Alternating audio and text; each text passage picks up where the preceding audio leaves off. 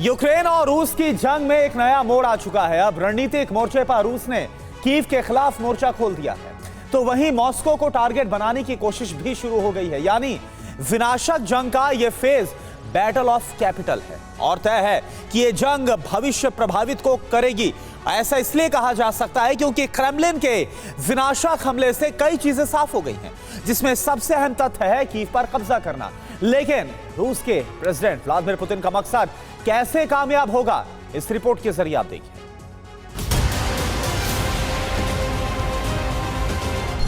Nuclear phase Atal on battle of capital. Ukraine में जंग का विनाशकाल अब शुरू हो चुका है।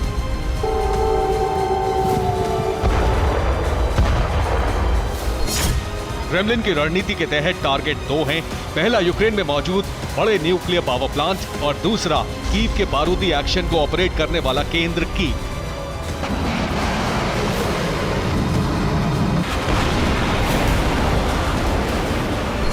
आप चौंकेंगे, लेकिन सच यही है।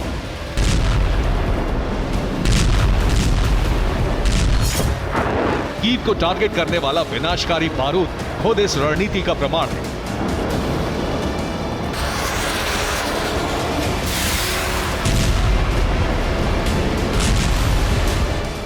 सत्ताईस जुलाई 2023 रात में दहला कीव।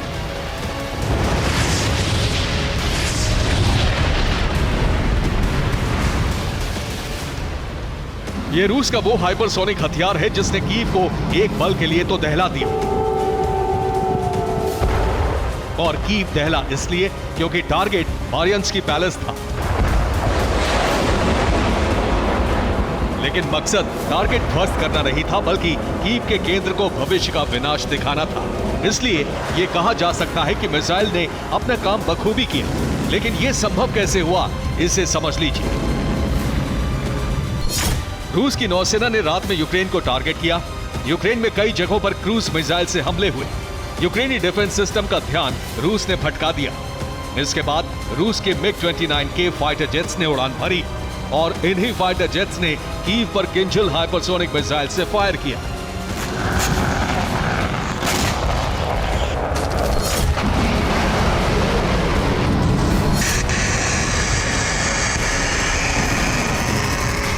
हालांकि क्रूज मिसाइल को यूक्रेन में मौजूद डिफेंस सिस्टम ने रोकने में कामयाबी हासिल की, लेकिन हाइपरसोनिक मिसाइल को रोक पाना नामुमकिन था। इसलिए कीव में धमाके हुए, जिसकी गूंज से मारियंस्की पैलेस भी दहल गया और कीव अफरा तफरी वाले माहौल में दहशत का गढ़ बन गया। यूक्रेन की राजधानी कीव पर जैसे ही रूस ने प्रहार किया, वैसे ही दहशत के बीच मारियंस्की पैलेस में बैठक शुरू हो गई। अगली रणनीति को तुरंत अंजाम देने का फैसला लिया गया और फिर उस रणनीति पर अमल भी हुआ। 28 जुलाई 2023 मॉस्को पर प्रहार। यूक्रेन की जमीन पर नेटो के खिलाफ सीधी जंग छेड़ने वाला केंद्र मॉस्को। जब इस शहर की रोशनी अंधेरे में गुम हो रही थी, तब बदले की आग में जल रहे कीव के आदेश पर मॉस्को को दहलाने की तैयारी शुरू हो चुकी थी। और जैसे ही शाम की चहल पहल के बाद शहर गहरे अंधेरे में डूबा, वैसे ही कीव की रणनीति को जमीन पर उतारा गया। इन ड्रोन्स के टारगेट पर था क्रेमलिन, लेकिन क्रेमलिन तक पहुंचने से पहले ही यूक्रेन की रणनीति रूसी डिफेंस के सामने घुटने टेक चुकी थी। मॉस्को के एयर जोन में यूक्रेन के कामिकाज़ी ड्रोन पहुंच गए, लेकिन यूक्रेन के आत्मघाती ड्रोन टारगेट हिट करने में नाकाम रहे। रूस के एंटी ड्रोन सिस्टम ने यूक्रेनी ड्रोन्स को हवा में ही नष्ट कर दिया। लेकिन मॉस्को तक यूक्रेन के ड्रोन पहुंचने से पुतिन का गुस्सा भड़क गया। यही वजह है कि अब दोनों तरफ से ऑफेंसिव रणनीति अपनाई जा रही है। रूस लगातार कीव को टारगेट बना रहा है और यूक्रेन की फोर्स मॉस्को में कामयाबी हासिल करने की कोशिश कर रही है। लेकिन सवाल यह है कि इससे हासिल क्या होगा? कहीं ये रूस की कोई ऐसी रणनीति तो नहीं है जिससे यूक्रेन और नेटो अब तक अनजान है?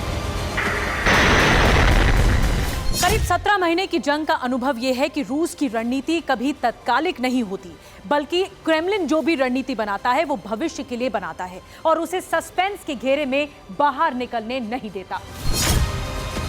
यानी सवाल मॉस्को की बिछाई रणनीतिक बिसात में उलझे कीव पर है। जिसे ज़ेलेंस्की ने ही मॉस्को पर हमला करके आगे बढ़ाने में मदद की है, जिसे अलग लहजे में मॉस्को के मेयर ने स्वीकार भी किया है। वो लहजा भी देख लीजिए।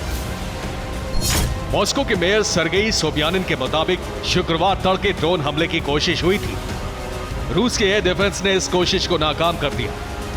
एक ड्रोन क्रेमलिन की तरफ जाते हुए इंटरसेप्ट हुआ था, लेकिन रात भर हुए दुश्मन के सभी हमले नाकाम हुए। यह मॉस्को में कीव की आतंकवाद फैलाने की कोशिश थी। अब जाहिर है, अगर कीव में कोई आतंकवाद फैलाने की कोशिश करेगा तो रूस बदला लेगा, और रूस ने ऐसा ही किया। कीव को लगातार टारगेट किया गया और ये हमले सामान्य नहीं थे।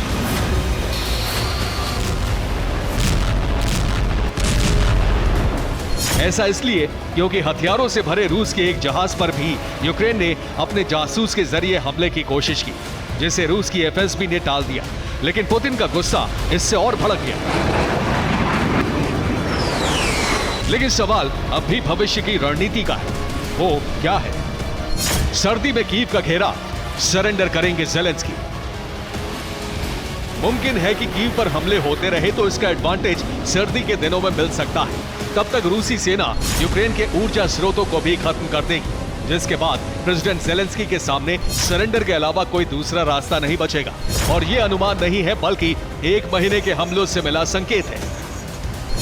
रूसी सेना ने कीव को 1 महीने में 7 बार दहलाया है, और कीव पर हमले के लिए रूस ने बड़े हथियार भी इस्तेमाल किए हैं। इसका मतलब साफ है कि सर्दी में यूक्रेन की और खास तौर पर कीव की स्थिति बेहद खराब होगी, जिसका सामना कर पाना आसान नहीं होगा। लेकिन कीव पर कब्जा रूस के लिए आसान हो सकता है। Bureau report, TV9 Bharatvarsh.